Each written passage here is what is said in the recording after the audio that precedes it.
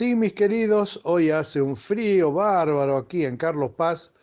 Ha nevado, así que está todo blanco, todo el mundo alborotado, mandando mensajitos con fotos de una especie de Bariloche, de Bariloche cordobesa, porque ha nevado en un montón de lugares en la zona central del país.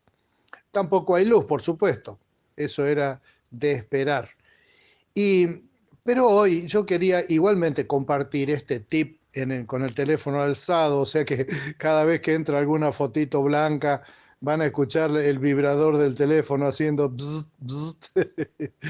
Y quería compartirles un tema que siempre me da vuelta en la cabeza, ¿no? Que es el tema de los pecados, cómo los creyentes nos movemos con el tema de los pecados. Mi papá tenía un testimonio que escuché una vez que me ayudó a entender esto y lo comparto con ustedes.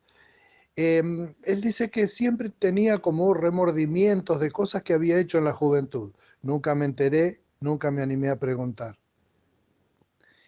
Y que un día leyendo el texto que justamente fue el que llevó a Martín Lutero a la conversión, él entendió que Dios ya había olvidado sus pecados. Y él entonces dice que pensó, ¿qué hago yo acordándome de mis pecados si Dios, que es el que debería ser el ofendido, me perdonó y ya los ha olvidado? Si Él los ha olvidado, ¿por qué los recuerdo yo?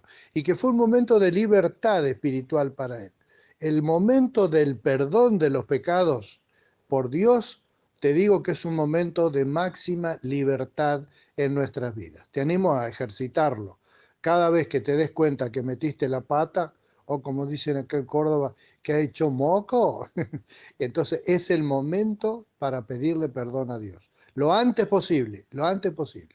Pedirle perdón a Dios lo antes posible y decirle, sí, está mal lo que hice y lo hice yo. Sin excusas, sin edulcorantes, sin cintitas de colores, son pecados. La bolsa de la basura hay que tirarla a la basura porque por más que le pongas moñitos de colores, tiene basura adentro. Tirala esa porquería que no te sirve a vos ni a nadie. Bueno, sí, hay alguien a quien le sirve, pero no vamos a hablar de hoy. No, hoy no. Dice que había un hombre que lo habían llevado a la justicia por robar. Entonces tenía un abogado y el abogado intentó hacer una estrategia de defensa de lástima. Entonces empezó su alegato así. Su señoría, mi defendido, que usted lo puede ver aquí, es acusado de terribles crímenes contra la propiedad. Yo quisiera decir, a favor de él, por supuesto, que usted con solamente mirarlo debería tener piedad de él y darse cuenta que este pobre infeliz, con el perdón de la palabra, realmente es incapaz de las cosas que se le acusan. Es más, es totalmente incapaz, nunca trabajó en su vida, es una persona que no se da maña ni para agarrar una pinza. Le dieron un día una pala y la agarraba al revés, puede usted creer. Es vago, él no, el único que piensa es en comer, chupar, eso, una vez que tiene un peso lo gasta chineando por ahí. Es un verdadero desastre. Mire, ¿cómo será que todas las parejas que ha tenido lo han abandonado antes del año? Porque vivía de ellas directamente, así. Así que no lo quiere nadie en el pueblo justamente por eso. En realidad, en el fondo, tiene un problema mental. Usted lo puede ver que es bastante retrasado, que es una persona que no se da mañas para nada y todo. Y en ese momento el acusado le toca el codo y le dice, escúchame, Roberto, no me defiendas más, ¿eh? Vieron que la defensa a veces te puede terminar hundiendo más de lo que vos ya estás hundido. Y hoy voy a hablar de eso, del tema del pecado. Los creyentes, vos y yo, a ver, ¿pecamos o no pecamos? Yo te voy a leer ahora un texto donde dice que no pecamos y que sí pecamos en el mismo versículo las dos cosas. Y vos te vas a dar cuenta porque en tus respuestas seguramente has estado jugando entre estas dos posibilidades. Si vos me preguntás si yo peco, la respuesta es sí. Ese es la respuesta. Sí, es el asinceramiento final, digamos. Pero en 1 Juan, capítulo 1, dice que nosotros los hijos de Dios no pecamos. ¿A qué se refiere? ¿Cómo es este tema? ¿No pecamos? Sí pecamos.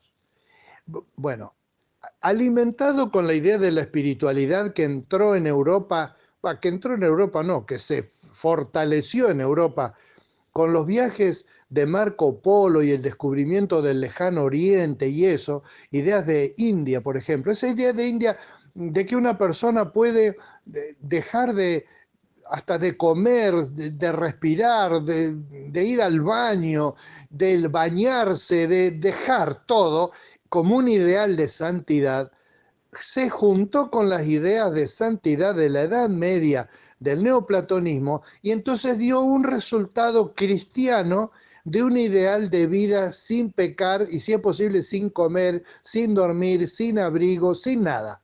La vida despojada de todo. Por supuesto, es una idea contraria a lo que está en la Biblia, que dice que Dios te llena de bendiciones. Y ese ideal de santidad dice, sí, pero para ser santo hay que tirar todas las bendiciones a la basura, por la borda.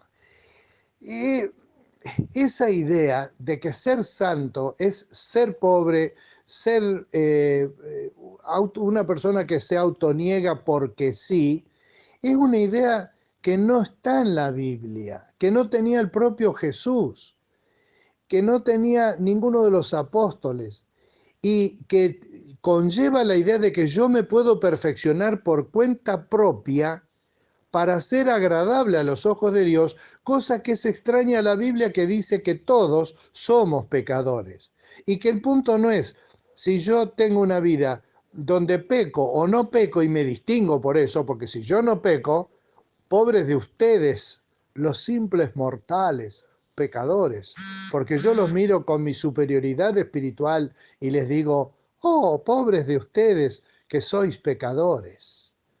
Y me subo al púlpito y desde el púlpito me da una perspectiva así tipo, yo soy santo y ustedes son pecadores. Que levante la mano el que nunca ha pecado. Y entonces alguno le baja la cabeza así y piensa, ¿y por qué no levantás la mano vos, eh?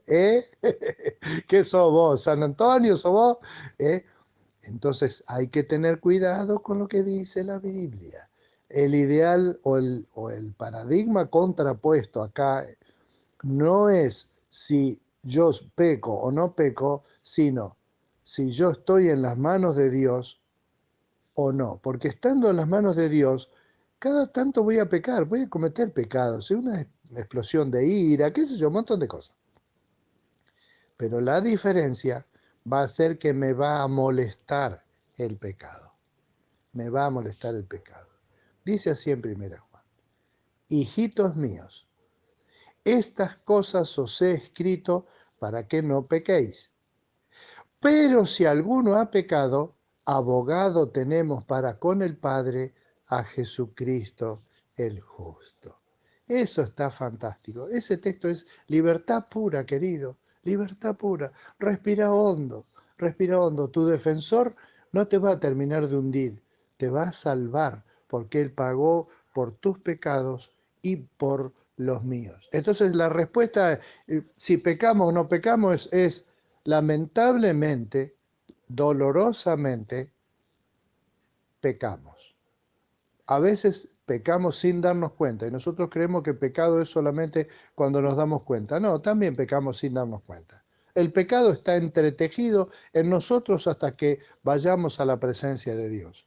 Pero una cosa es tener los pecados perdonados y tener una conciencia de pecado, a simplemente ser pecador y que no te importe nada. Ahí está la diferencia.